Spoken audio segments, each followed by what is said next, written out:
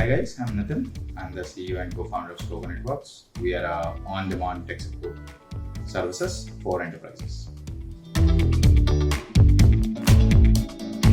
So, I used to work for a large IT services company, and I could see it from the inside that what were the challenges with our current service delivery model is, and almost every IT service company that we know of shies away from the long tail of customers just because they cannot service them well on the IT tech support, because of which there is a long list of enterprises across India who cannot afford or cannot avail cheaper, faster and better tech services just because the servicing model is manual, the process is in digital. So that's where we saw an opportunity, and that prompted myself and Karan and Alpesh to join hands together and try and build a fully digital end-to-end automated service delivery ecosystem which can support enterprises of all sizes.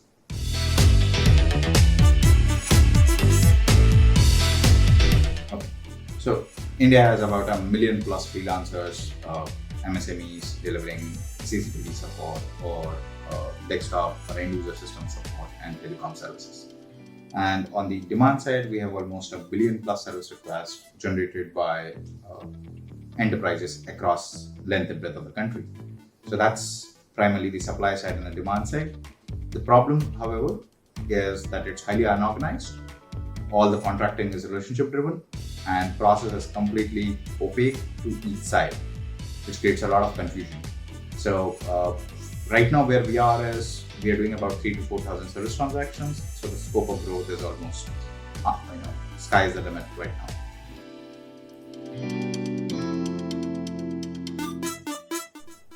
So tech is what sets us apart.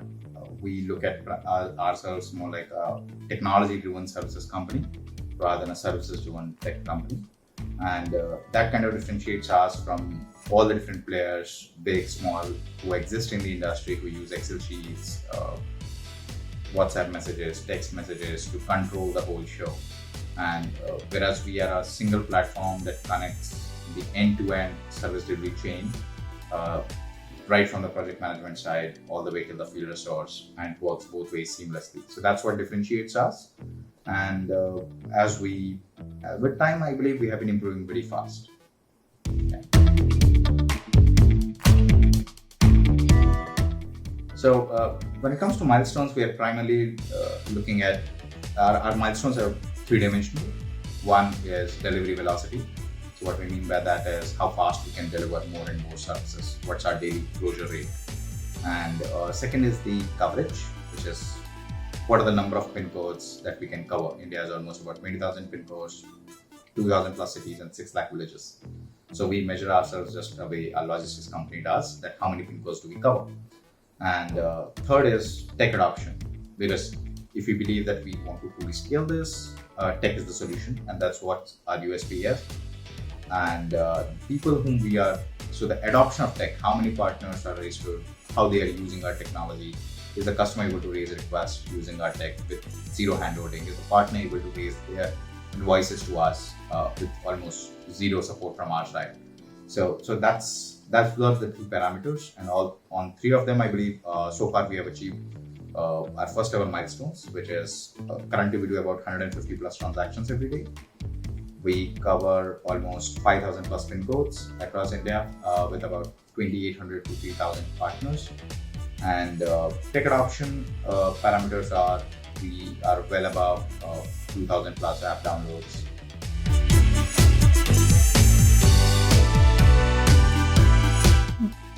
So the struggles were primarily trust was the biggest struggle, because we were the new kid on the block. Nobody has heard of us ever before. So to reach out to these people who were service partners, who were very small in a specific location, to build that trust was the biggest struggle for us.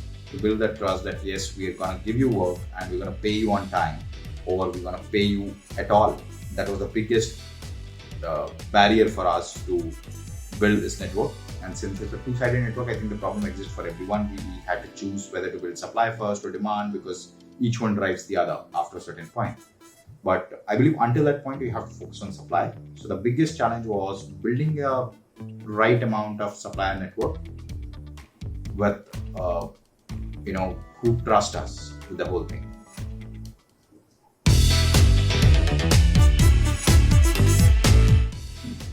So so coronavirus kind of paused our operations. We were a little during the first phase of the lockdown, and we were a little afraid of how things would start up and when they will start and how the recovery would look like for us in our own microscopic way. But once we realized that it worked in our favor, because we are more of a hyper-local service delivery kind of a platform who uses locally available technicians and service partners to deliver services. Whereas the traditional model was to take a 500-600 kilometer road trip to deliver the same set of services using public transport. Since public transport was shut, those leads came our way. We were able to deliver services to those customers, and we saw our revenues peaking in the last couple of months. So that has helped us. I believe that we are able to continue that momentum.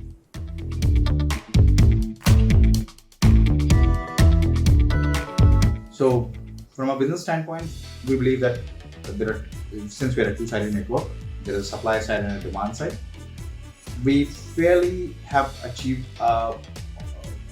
zero-touch provisioning and pretty much of an automation on the supply side. We believe our supply is very well arranged and aligned to support demand-side scale that we now want to introduce. So what we are trying to do is we're trying to productize our services and introduce maybe a few more products around the way and fully go about scaling the demand by reaching out to more and more enterprises and signing them up and showing them what we can truly do if we have a digital backed support model.